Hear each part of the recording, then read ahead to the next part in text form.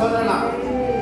ஆனா அழுக்கு நிறைந்து நாம் ஒரு வீட்டுக்குள்ள போகிறோம் அப்படின்னா எல்லாரும் சொல்லுவாங்க, குளிச்சுட்டு இந்த வஸ்திரத்தை மாத்திட்டு வா வீட்டுக்குள்ள.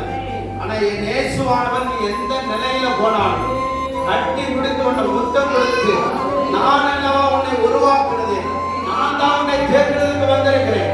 எத்தனை பேர் உன்னை புறம்பே தள்ளினாலும், எத்தனை பேர் உன்னை ஒதுக்கி வைத்தாலும், எத்தனை பேர் வேண்டாம் என்று சொல்லினாலும், தகுதி ஏற்றவன் என்று சொன்னாலும், தகுதி கொடுத்தது என் தேவன், உயர்ச்சியை கொடுத்தது என் தேவன், உயர்வை கொடுத்தது என் தேவன், சொத்துக்களை கொடுத்தது என் தேவன், வாழ வைத்தது என் தேவன், என் சரீரத்தை கொடுத்தது என் தேவன். அவர் சகலத்தை கொடுத்த தேவனை நான் ஆராதிப்பதற்கு எந்த விருப்பம் இல்லாதபடி காணப்படக்கூடாது.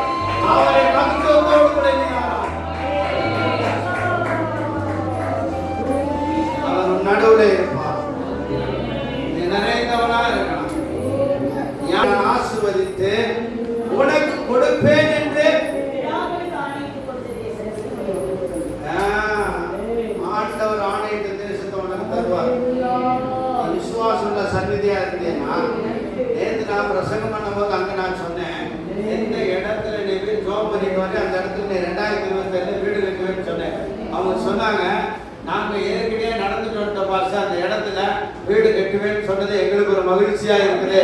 ஆண்டவரை நாங்கள் சத்தமா ஆராதிக்கிறோம். இங்க நான் ஒரு கூட்டத்தின் நடுவில் உங்களுக்கு சொல்லுகிறேன், நீ எந்த இடத்துல விசுவாசத்தோடு கால் வச்சு ஜோம் பண்ணி நீங்க வந்திருக்கிறையோ அந்த இடத்துல இந்த வருஷத்துல பவனத்தை வீட்டை கட்டுவதற்கு, அஸ்திவாரத்தை போடுவதற்கு 2026 கர்த்தருடைய துணி சட்டம் உண்மையில வரும். எந்த வாகனத்து மேல கை வச்சு ஜோம் பண்ணிட்டு வந்தியோ அந்த வாகனத்தை கர்த்தர் கையில கொடுப்பார். எந்த கடையில போய் நகை எடுக்கணும்னு விருப்பப்பட்டு வந்தியோ அந்த அலங்கார பொருளை கர்த்தர் கையில கொடுப்பார். எந்த பிள்ளை வேண்டும் என்று நீ ஜோம் பண்ணிட்டு இருக்கிறியோ